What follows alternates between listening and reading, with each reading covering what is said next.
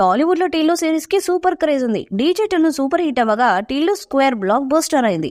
ఇప్పుడు 3వ పార్ట్ మొదలు కాబోతుంది.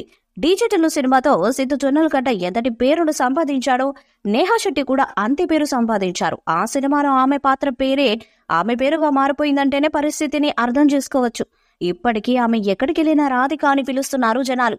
టిల్లు స్క్వేర్ సినిమాలో కూడా ఆమెను కొద్దిసేపు చూపించారు. అయితే ఇప్పుడు మూడో టిల్లుకి మొదటి టిల్లుకి సంబంధం ఉంటుందా? 2 టిల్లు తెరకెక్కిన విధానం ప్రకారం అయితే మూడో టిల్లుకు మొదటి 2 టిల్లు సినిమాలకు రిలేషన్ ఖచ్చితంగా ఉంటుంది. సినిమాకు కనెక్ట్ అవ్వడానికి సిద్ధు జొన్నలగడ్డ ఈ ప్రయత్నం చేస్తారు అని చెప్పొచ్చు.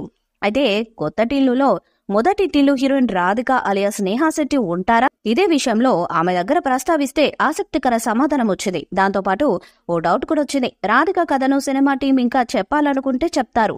అలాగే టిల్లు స్క్వేర్ సినిమాలో బెంగళూరు వెళ్లిపోతాను రాధికతో చెప్పేస్తారు.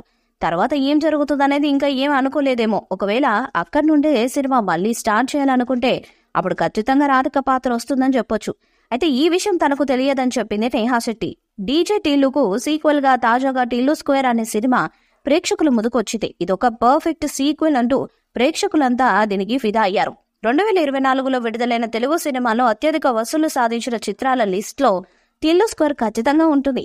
అయితే డీజే టిల్లులో సిద్ధు జొన్నలగడ్డ నేహా శెట్టి పేరుకు యూత్ ఫిదా అయిపోయారు. అయినా కూడా సీక్వెల్ లో నేహాను కాకుండా అనుపమ పరమేశ్వరను హీరోయిన్ గా తీసుకున్నారు మేకర్స్. కానీ టిల్లు స్క్వేర్ లో రాధిక పాత్రలో గెస్ట్ రోల్ లో కనిపించారు నేహా.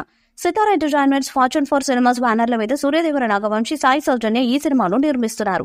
శ్రీకర స్టూడియోస్ ఈ సినిమాను సమర్పిస్తున్నారు. మార్చి 29న ప్రపంచవ్యాప్తంగా థియేటర్లో విడుదలయ్యి భారీ హిట్ అయింది. ఇక టిల్లు క్యూబ్ ని భారీ స్థాయిలో తీయబోతున్నారు. త్వరలోనే షూటింగ్ ని కూడా స్టార్ట్ చేయబోతున్నారు. వచ్చే ఏడాది పార్ట్ 3 విడుదలవుతుందని సమాచారం. ఇక పార్ట్ 3లో సిద్ధు సరసన పూజా హెగ్డే నటిస్తున్నారనే వార్తలు వస్తున్నాయి.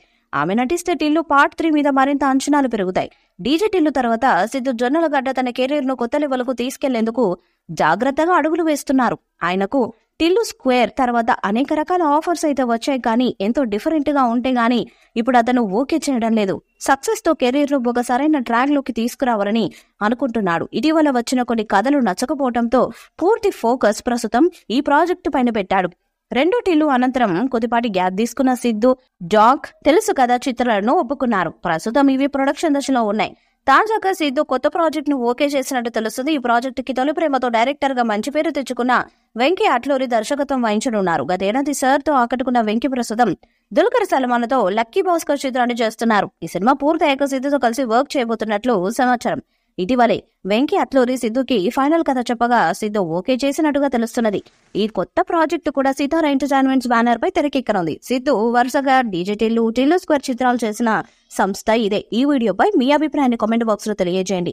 ఈ వీడియో మీకు నచ్చితే లైక్ చేయండి, షేర్ చేయండి, కామెంట్ చేయండి. మరిన్ని అప్డేట్స్ కోసం మన ఛానల్ సబ్స్క్రైబ్ చేయండి. అలానే నోటిఫికేషన్స్ కోసం పక్కనే ఉన్న గంట సింబల్ ని గట్టిగా కొట్టండి.